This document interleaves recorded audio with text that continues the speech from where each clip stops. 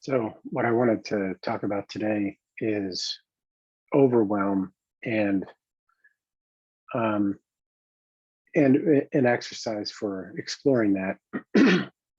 And even though I'm talking about overwhelm, this can be used for other states as well. I'm just happy to pick overwhelm because I've definitely dipped my toes in it recently a couple times. So, um, the structure of overwhelm, it may be a little bit different for you than for me. Most likely it is. With any state, uh, I I take an inventory of how do I experience it. So I'll notice, how does it show up in my body? How does it affect my posture, my breathing? Um, what do I have to picture in my head to experience that state of overwhelm? What do I say to myself? Not just what am I picturing, but how am I picturing it? Very often when people feel overwhelmed, it may be many pictures and it may be kind of over your head.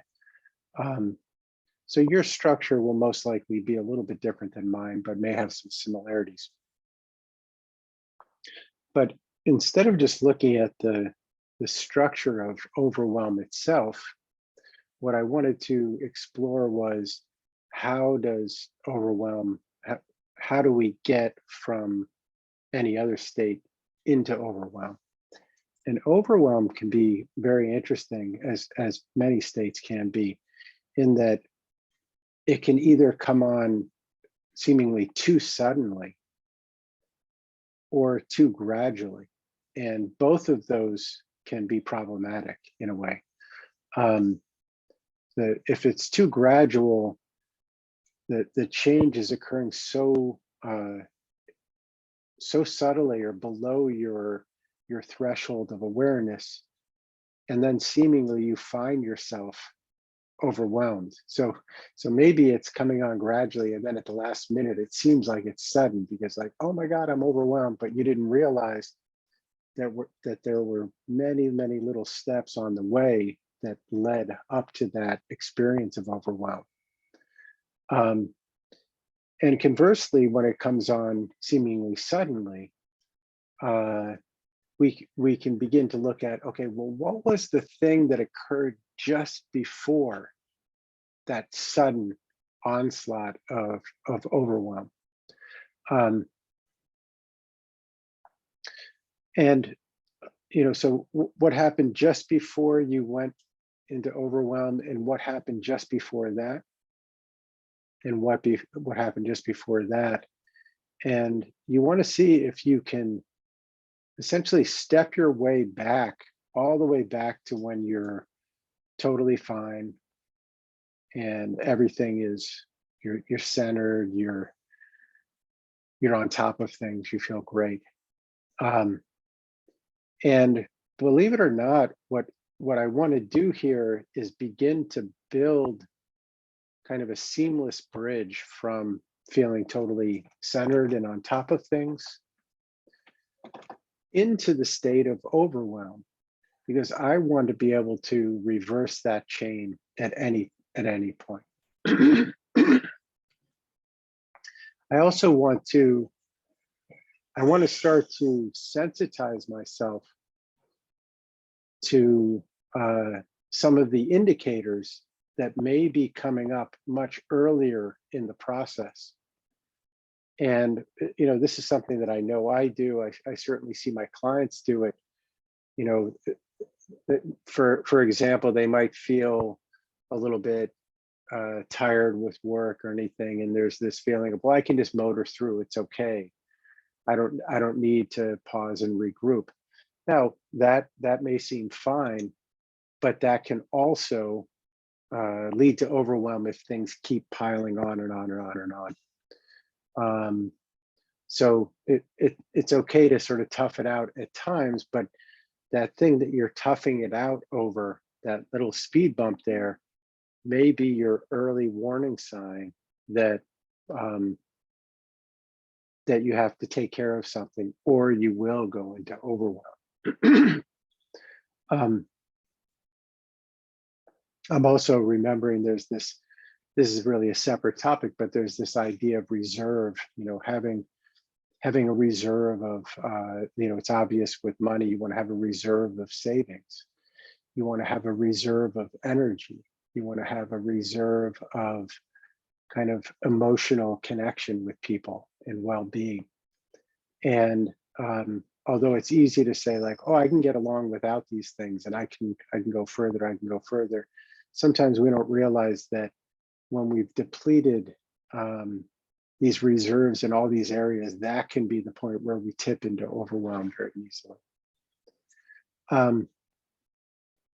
So again, you can do this a couple ways. One is start where you are. If you're in overwhelm, pause first, take an inventory. What are you picturing? How are you picturing it? What are you saying to yourself? For me, it's a lot of pictures that are swarming around. Very often it's being startled with another task that I didn't realize was there, and or I forgot something. There are too many things that I'm losing track of things. So that's part of my structure for overwhelm. And then I could take a step back, like what happened just before that?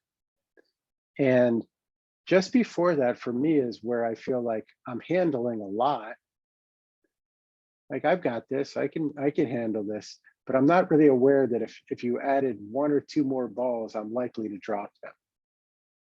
And so for me, that would be one early warning sign that, you know what, I might be getting close to overwhelm. And then I could take a step back from that and just be, you know what, I'm handling 1 or 2 things at a time. Everything's really clear. I'm really focused. And this may not seem like an alarm to overwhelm, but handling 1 or 2 things at a time, then shifting that to like, okay, I'm handling a lot. I've got this covered, no problem. And then, I go into overwhelm. So I'm only 2 steps away from overwhelm in a certain sense. And then I'll take 1 more step back. And for me, that would be like, I'm here, I'm focusing on one thing at a time, no problem. I've got that. And then take a step back from that. And for me, it's, I'm just here in the moment. There's no demands on my time. Now, again, these are my words, so your subjective experience is going to be a little bit different, but the way you do this process will be the same. Start wherever you are. In this case, if you're in overwhelm, start there. And then begin to get curious, like what happened just before you started to go into overwhelm? What was the first indication? Was it something that you saw or something that you heard or some sensation in your body? What was the first indication that you're going into overwhelm?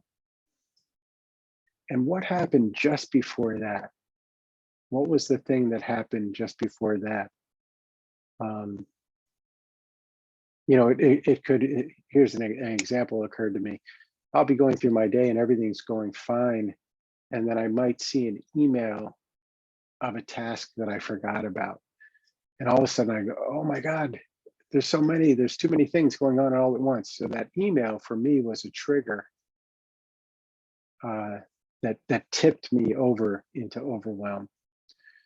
And for me, this is what this exercise is about. It's sensitizing ourselves so we can begin to respond to things sooner rather than later when we're already over Niagara Falls, so to speak.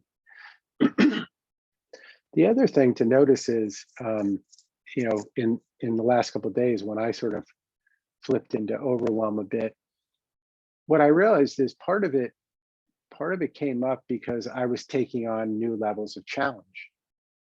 Now, the good thing with that is I could also decide to take on, not take on more. In other words, I really like to take on new things and see, can I handle more? And yet at that time, that may be a time when I can flip into overwhelm. You know, if you add a couple other unexpected things coming up along the way. Now, another way to play with this exercise is to just start with the sense of well-being